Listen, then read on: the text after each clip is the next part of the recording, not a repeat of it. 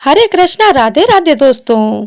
आप सभी को वैशाख मास की हार्दिक शुभकामनाएं और आप सभी का दिन शुभ और मंगलमय हो।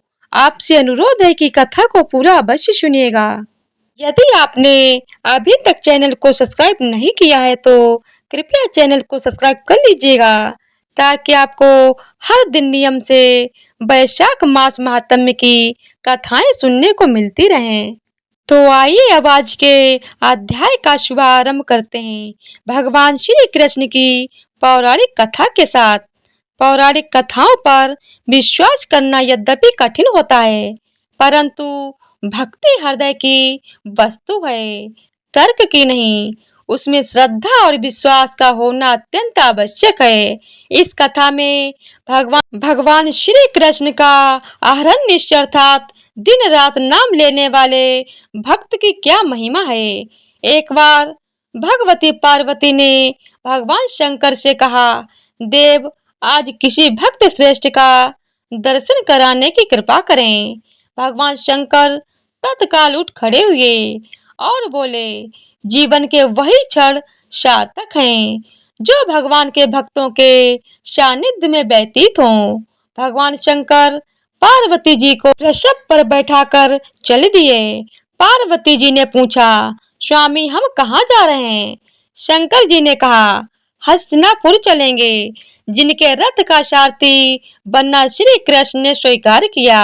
उन महाभाग्यशाली अर्जुन के अतिरिक्त श्रेष्ठ भक्त पृथ्वी पर और कौन हो सकता है? श्री कृष्ण और अर्जुन एक ही आत्मा के दो रूप हैं। हस्तिनापुर में अर्जुन के भवन के द्वार पर पहुंचने पर भगवान शंकर को पता लगा कि अर्जुन सो रहे हैं। पार्वती जी को भक्त का दर्शन करने की जल्दी थी, परंतु शंकर जी अर्जुन की निंद्रा में विघ्न डालना नहीं चाहते थे।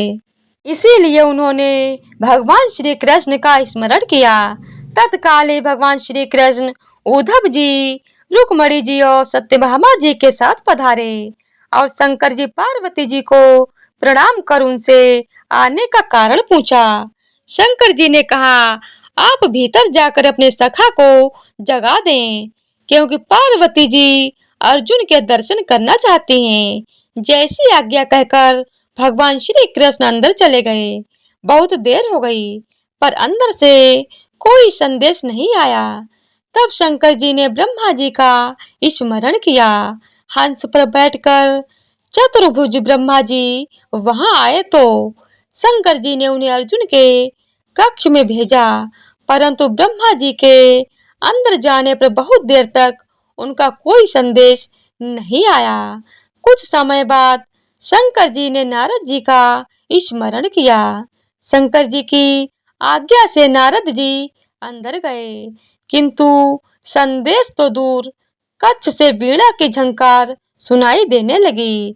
अब पार्वती जी से रहा नहीं गया और वो बोली, यहाँ तो जो जाता है वहीं का हो जाता है, पता नहीं वहाँ क्या हो रहा है। आइए अब हम स्वयं चलते हैं। पार्वती जी की बात मानकर भगवान शंकर पार्वती जी के साथ अर्जुन के कक्ष में पहुंचे। उधर भगवान श्री कृष्ण जब अर्जुन के कक्ष में पहुंचे तब अर्जुन सो रहे थे और उनके सिरहाने बैठी सुभद्रा जी उन्हें पंखा झला रही थीं। अपने भाई अर्थात श्री कृष्ण को आया देखकर वे खड़ी हो गईं और सत्यभामा भी पंखा झलने लगी। उद्धव जी भी पंखा झलने लगे। रुक्मणी जी अर्जुन के पैर दबाने लगी। तभी उद्धव जी व सत्यभामा भी चकित होकर एक दूसरे को देखने लगे। श्री कृष्ण ने पूछा, क्या बात है? तब उद्धव जी ने उत्तर दिया, धन्य है ये कुंती नंदन, निंद्रा में भी इनके रोम रोम से श्री कृष्ण की ध्वनि निकल रही है। तभी रुक्मणी जी बोली, वह तो इनके चरणों में से निकल रही है। अर्जुन के शरीर से निकलती अपने नाम की ध्वनि जब श्री कृष्ण के कान में पड़ी तो प्रेम विह्वल होकर भक्त वत्सल भगवान श्री कृष्ण स्वयं अर्जुन के चरण दबाने बैठ गए। भगवान श्री कृष्ण के नवनीत से भी सुकुमार हाथों के स्पर्श से अर्जुन की निंद्रा और भी प्रगाढ़ हो गई। उसी समय ब्रह्मा जी ने कक्ष में प्रवेश किया और यह दृश्य देखा कि भक्त सो रहा है और उसके रोम रोम से श्री कृष्ण की मधुर ध्वनि निकल रही है। स्वयं भगवान श्री कृष्ण अपनी पत्नी रुक्मिणी जी के साथ उनके चरण दबा रहे हैं। ब्रह्मा जी भाव विभल हो गए और अपने चारों मुखों से वेद की स्तुति करने लगे। इसे देखकर देवऋषि नारद भी पीड़ा बजाकर संकीर्तन करने लगे। किसी को भी यह स्मरण नहीं रहा कि वे अर्जुन को जगाने इस कक्ष में आए हैं। भगवान शंकर व माता पार्वती जी और भक्त भगवान के इस अलौकिक दिव्य प्रेम को देखकर प्रेम के अपार सिंधु में निमग्न हो गए। शंकर जी का डमरू dim dim dim dim Ninad करने लगा और वे नृत्य करने लगे। पार्वती जी भी स्वर मिलाकर हरि गुणगान करने लगी। इस तरह सच्चे भक्त के अलौकिक दिव्य प्रेम ने भगवान को भी भाव विभल कर दिया। नाम ही जपे शून्य मन धरे, पांचों इंद्रियां वश में करे, ब्रह्म अग्नि में होम काया, ताके विष्णु पखारे पाया। भगवान के नाम में विलक्षण शक्ति है। जिस प्रकार किसी व्यक्ति का नाम लेने पर वही आता है, ठीक उसी तरह श्री कृष्ण नाम का उच्चारण करने पर वह तीर की तरह लक्ष्य भेद करता हुआ सीधे भगवान के हृदय पर प्रभाव करता है, जिसके फल स्वरूप मनुष्य श्री कृष्ण कृपा का भाजन बनता है। जहाँ कहीं और कभी भी शुद्ध हृदय से कृष्ण नाम का उच्चारण होता है, वहाँ वहाँ स्वयं कृष्ण अपने को व्यक्त करते हैं। आज इस घोर कलिकाल में भगवान तो प्रकट हैं नहीं, जो कलियुगी मानव का उद्धार करें, परंतु उनका नाम तो है ही इसलिए। सांस सांस पर कृष्ण भज, वृथा सांस मत खोए, ना जाने या सांस को आवन होए न होए। तो एक बार प्रेम से बोलिए जय श्री कृष्णा, राधे राधे। यह कहानी आप लोगों को कैसी लगी मुझे कमेंट करके जरूर बताइएगा। तो आइए अब सुनते हैं वैशाख मास महात्म्य का 19वां अध्याय। पृथ्वी पर प्राण की महिमा का आलोप होना। व्याध ने कहा, हे मुने, आपने वैशाख धर्म की महत्ता और पुण्य का उल्लेख करते हुए उसे भगवान विष्णु के निमित्त समर्पित करने का वर्णन किया है। इसीलिए अब कृपा करके आप भगवान विष्णु की महिमा का भी वर्णन कीजिए। भगवान विष्णु कैसे हैं तथा वैशाख धर्म क्या है, यह मुझे बताने की कृपा करें। तब शंख मुनि ने कहा, हे व्याध, भगवान विष्णु का कलमश रहित स्वरूप ब्रह्मा इत्यादि देवताओं को भी ध्यान में नहीं आता है। वे संपूर्ण शक्तियों से युक्त निर्गुण अनंत सच्चिदानंद स्वरूप हैं। समस्त चराचर के वे ही एकमात्र स्वामी हैं। वे ही पूर्ण ब्रह्म है। उनसे उत्पत्ति, स्थिति, संहार, आवृत्ति, नियम, प्रकाश, बंध, मोक्ष और वृत्ति होती है। वेद, स्मृति, पुराण, इतिहास, पंचरात्र और महाभारत भगवान के ही आत्म स्वरूप हैं। इनके द्वारा विष्णु भगवान को जाना जाता है। उनके जन्म और कर्म और गुणों का ज्ञान होने पर ही प्राणी को मोक्ष प्राप्त होता है। वे समस्त चराचर में व्याप्त हैं। प्रत्यक्ष रूप में आगम अथवा अनुमान द्वारा बल, ज्ञान और सुख में प्रथम मनुष्य को जानना चाहिए। उससे 100 गुना राजा होता है। तत्वाभिमानी देवता उससे भी सहस्त्र गुने होते हैं। देवताओं से सप्त ऋषि श्रेष्ठ होते हैं।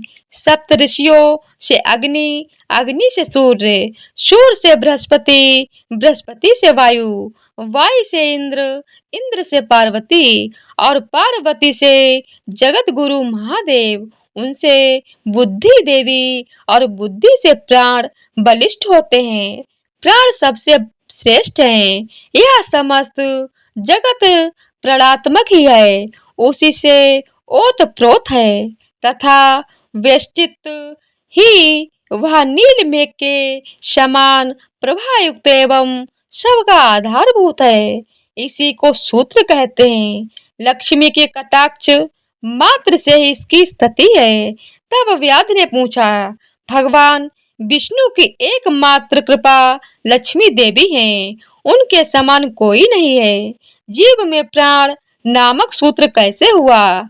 हे मुने, मुझे यह बताने की कृपा करें कि परमात्मा प्राण से अधिक कैसे है। शंख ने कहा, हे व्याध, प्राचीन काल में भगवान नारायण ने कमल योनि में ब्रह्मा आदि को रचकर सभी से यह कहा कि मैं ब्रह्मा को तुम्हारा राजा बनाऊंगा और तुमसे जो सर्वश्रेष्ठ हो वह युवराज बने, परंतु उसे शील, शौर्य और औदार्य आदि गुणों से संपन्न होना चाहिए। भगवान के यह वचन सुनकर देवता इंद्र के पास जाकर विवाद करने लगे। कोई सूर्य को, कोई इंद्र को, तो कोई अन्य को श्रेष्ठ कहता था। जब वे लोग कोई निर्णय करने में असमर्थ रहे तो भगवान के पास गए और बोले, हे प्रभु, हमने आपस में बहुत विचार किया, परंतु हम में से कोई भी अधिक श्रेष्ठ नहीं लगा, अतः अब आप ही इसका निर्णय करने की कृपा करें।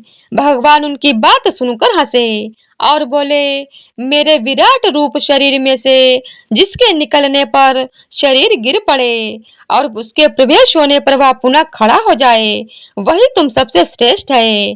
भगवान की यह बात सुनकर जयंत भगवान के पांवों में से निकल गया तो उसे सब लोग पंगु कहने लगे। दक्ष प्रजापति गुहोनिंद्रियों में से निकल गए तो उन्हें षड कहने लगे। इंद्र हाथों से निकल गया तो उसे लूला कहने लगे। नेत्रों से निकलने पर उसे काना कहने लगे। नासिका से अश्वनी कुमारों के निकलते ही उसे नकटा कहने लगे। कानों से 10 दिशाएं निकली तब लोग उसे बहरा कहने लगे। जीभ से वरुण के निकलने पर उसे अरसज्ञ कहने लगे। वाणी से अग्नि निकला तो उसे लोग गूंगा कहने लगे। सबके निकल जाने पर भी शरीर गिरा नहीं। अंत में प्राण के निकलते ही शरीर गिर पड़ा और उसे मृत कहने लगे। तब भगवान ने कहा, जो इसे उठाने में समर्थ होगा वही सर्वश्रेष्ठ है। पुनः सभी देवताओं ने कर्मबद्ध रूप में प्रवेश किया, परंतु शरीर मृत ही रहा। अंत में प्राण के प्रवेश करते ही शरीर उठ बैठा। तब सभी देवताओं ने निश्चय किया कि बल, ज्ञान, धैर्य, वैराग्य और जीवन से भी अधिक प्राण ही समस्त देवताओं का अधीश्वर एवं व्यापक है। अतः उन्होंने प्राण को ही युवराज बनाया और उसके सम्मानार्थ सामवेद का गान करने लगे। इसी कारण यह चराचर सृष्टि प्राणात्मक है। प्राण सर्वव्यापक और सबका मूल है। यह प्राण भगवान विष्णु का अनुवर्ती और वशीभूत है। इसी कारण प्राणी को भगवान विष्णु का विशेष सहायक कहते हैं। भगवान विष्णु की इस महिमा को जानकर ही प्राणी शरीर को त्याग कर भगवान के समीप जाता है।